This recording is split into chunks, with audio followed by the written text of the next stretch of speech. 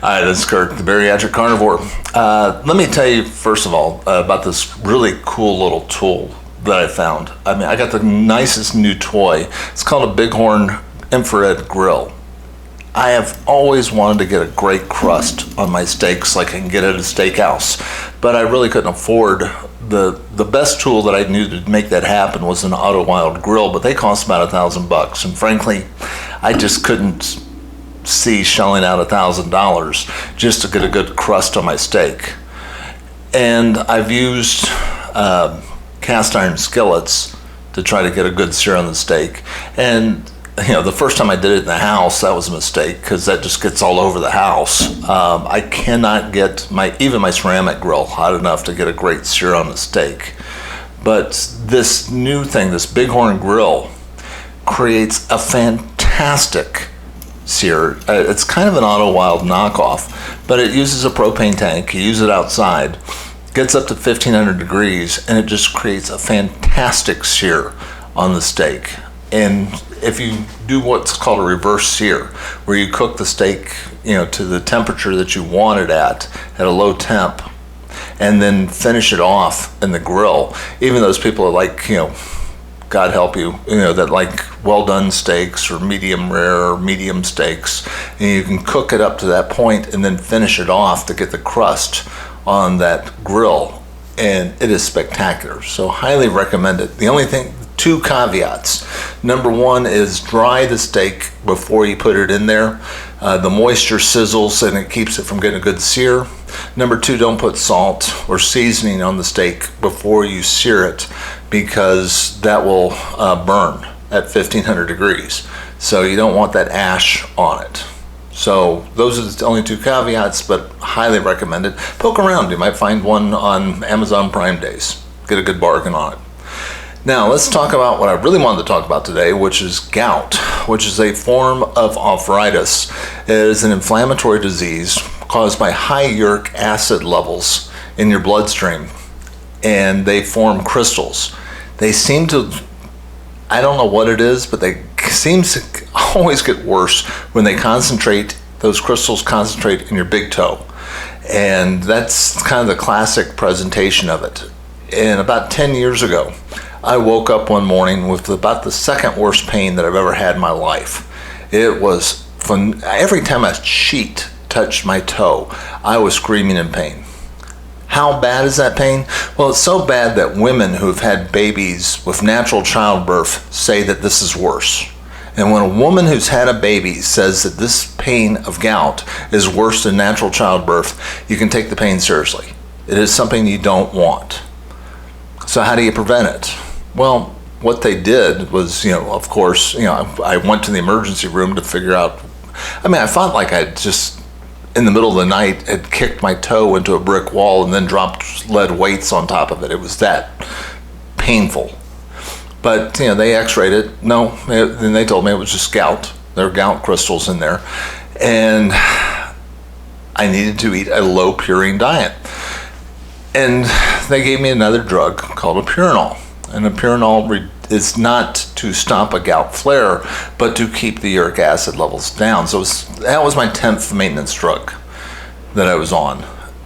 And the idea was to keep it low and to eat a low purine diet. And a low purine diet, according to all the experts, is, first of all, don't drink beer.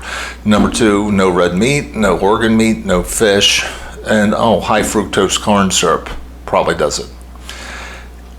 Well, how do you be a carnivore or eating a low carb diet and eat a low purine diet? And this is where I think medicine really gets it wrong. Really, the big problem with arthritis and with gout is inflammation. That's the problem.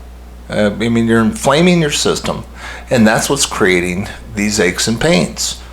When you start Googling it, you find all these people that were all set to get knee replacement surgery because of arthritis in their knees, and then they switched to a low-carb diet, mainly to lose weight, to make it easy. All of a sudden, the pain goes away. And most people that do a low-carb diet wake up one morning and their back doesn't hurt. The inflammation goes away. And I've been doing low carb and eating meat and fish and everything else now. I've been eating high purines except for beer for now going on close to 7 years. And I haven't had a flare up. And I no longer have to take a Pyranol. I don't take any drugs at all on a regular basis, which is very freeing. So if you suffer from gout, I really recommend you look into a low carb diet, which is going to reduce the amount of inflammation, and it's going to cut out the gout. I mean, gout used to be a disease of the rich. You know, the old pictures of the king with his foot up on a stool, wrapped up, screaming in pain because of his gout and his big toe, was because they were the only ones that could afford the really good refined wheat.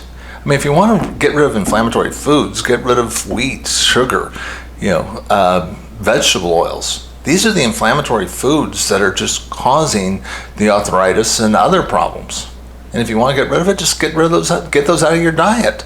Get rid of the processed foods, and your aches and pains are probably be going away in less than a couple of weeks. I mean, I was positively surprised at just how little pain I was in. And I haven't had to take an ibuprofen in, I think, frankly, years. And that's a big thing. There's a lot of people I know that have been taking ibuprofen for extended periods of time. And at some point, it catches up with them.